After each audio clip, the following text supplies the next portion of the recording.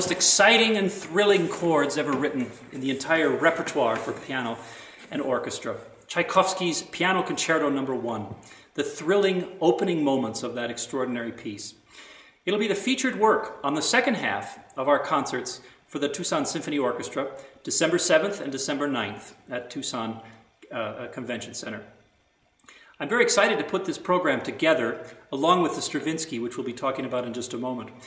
But Tchaikovsky is part of a lineage of Russian composers going back to Rimsky-Korsakov, all of whom drew on ancient Russian folk melodies. Tchaikovsky, although he wrote some of the most beautiful melodies ever written himself, actually drew on many other sources as well.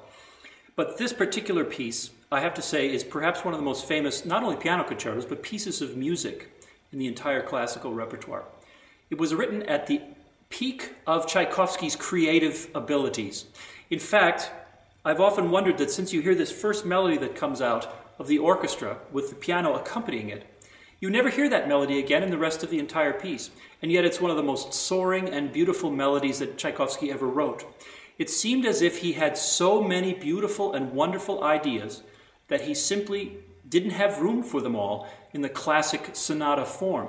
So he simply dispensed with repeating it and allows it to linger in our memory as we listen to the rest of the performance.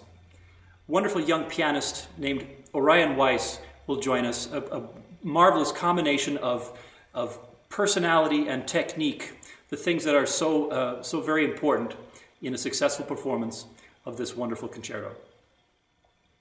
Stravinsky's Petrouchka is truly a remarkable work. It was so descriptive and pictorial that it almost allowed the choreographer to connect with the music in a very extraordinary way. It starts off with a fantasy. Imagine perhaps a circus band marches through the Mardi Gras, and you get this sort of effect like this.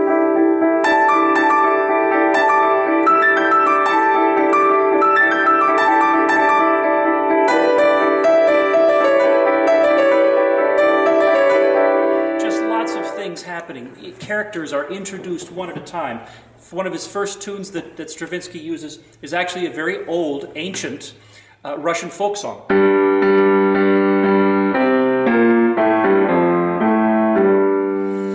He weaves all these things to set a panoramic view of what's to come in this extraordinary story.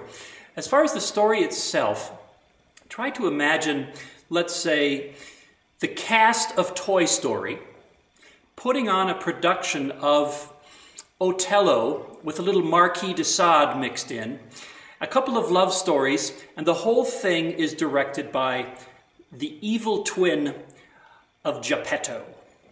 The charlatan creates the magic which brings the puppet Petrouchka to life. Sadly, though, along with becoming animated, he also feels emotions. He feels love for the ballerina. But the charlatan arranges for the ballerina to fall in love with the Moor, intentionally tormenting Petrouchka. Finally, in the last scene, as Petrouchka runs across the stage attempting to kill the charlatan triumphs, runs him through. And as people begin to criticize the charlatan for committing murder, he reminds everyone that, of course, it really was just a puppet. This extraordinary and very old story in Russian literature is brought to life by this music in a very, very special way.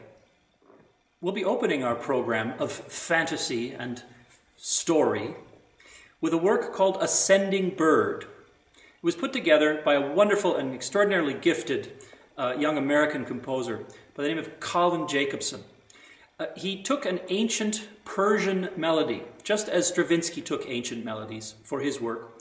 He draws on this Persian melody and composes a set of variations on it which are so striking and so exciting that it's a great way to open a concert. We'll have improvised percussion, we'll have the violinists wandering about on stage.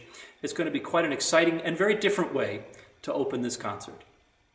So, two Russian composers, an American composer, all drawing on ancient sources, coming together with what I think is going to be a really exciting and extraordinary offering from the Tucson Symphony on December 7th and December 9th. Please join us. Thanks.